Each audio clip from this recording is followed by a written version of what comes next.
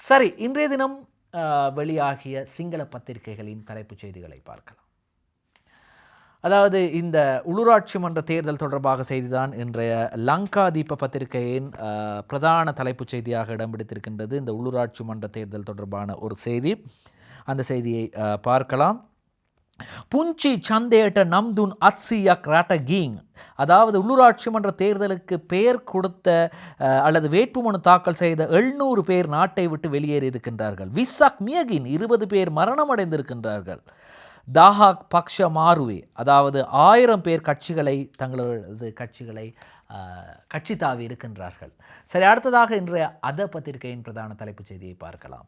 எல்பிடிய பிராதேசிய சபா சந்த தினய நாம யோஜனா கனிமேன் பசுவ, அதாவது எல்பிடிய பிரதேச சபைக்கான தேர்தல் அறிவிக்கப்படும் என்றும் சியலு பலாத்பாலக ஆயத்தன சந்த எக்கமதினே பவத்வத்தை தவம தீர்ணே கரண, அதாவது எல்லா உள்ளாட்சி மன்றங்களுக்குமான தேர்தலை நடத்துவது தொடர்பாக இதுவரை எந்த முடிவும் எடுக்கவில்லை என்ற செய்தி வெளியாக இருக்கின்றது. அடுத்ததாக இன்றைய அருண பத்திரிகையின் பிரதான தலைப்பு செய்தியை பார்க்கலாம்.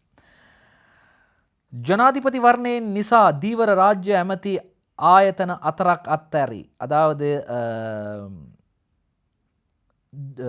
கடற்றொழில் ராஜாங்க அமைச்சர் தனது 4 அதோடு சம்பந்தப்பட்ட நிறுவனங்களிலிருந்து விலகி இருக்கின்றார். காரணம் இந்த ஜனாதிபதி தேர்தல் தொடர்பாக கடமைகளை செய்வதற்காக. அடுத்ததாக இன்றைய தினமின பத்திரிகையின் பிரதான தலைப்பு செய்தியை பார்க்கலாம். தினமின பத்திரிகையின் பிரதான தலைப்பு செய்தியாக மா சமக சிட்டின்னே ரட்ட ஆர்த்திகே இதிரியட்ட கெனையான அக்கி ஒந்தம கண்டாயமாக்க என்று ஜனாதிபதி சொல்கின்றார். என்னோடு இருப்பவர்கள் அனைவரும் பொருளாதாரத்தை கட்டியெழுப்பக்கூடியவர்கள் என்று ஜனாதிபதி ரணில் விக்ரமசிங்க சொல்கின்றார். அடுத்ததாக இன்றைய திவைன பத்திரிகையின் பிரதான தலைப்பு செய்தியை பார்க்கலாம்.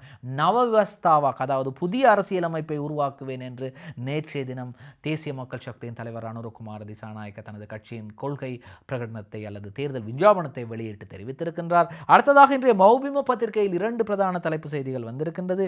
அதாவது விதாயக ஜனாதிபதி கிரமே அகோசி, அதாவது நிறைவேற்று ஜனாதிபதி முறைமையை ஒழிப்பேன் என்று அனுரகுமார திசாநாயக்க சொல்வதையும், அதேபோன்று அபேட்சக பொறந்துவலின் IMF கிவசுமட்ட ஆணி உனோத் ரட்ட யலி போலி யுகேட், அதாவது IMF தொடர்பாக வேட்பாளர்களது முடிவுகள் மிக மோசமாக அமைந்தால் மீண்டும் நாடு வரிசை யுகத்துக்கு செல்லும் என்று ரணில் விக்ரமசிங்க தெரிவிப்பதையும், துப்பத் ஜனதாவட்ட மாசிகவ விசிதஹாக், ஏழை மக்களுக்கு வறுமை கோட்டிற்கு கீழிருப்பவர்களுக்கு மாதத்திற்கு 20,000 என்று சஜித் பிரேமதாச கூறியதும் இன்றைய மௌபிம பத்திரிகையிலே வெளியாக இருக்கின்றது.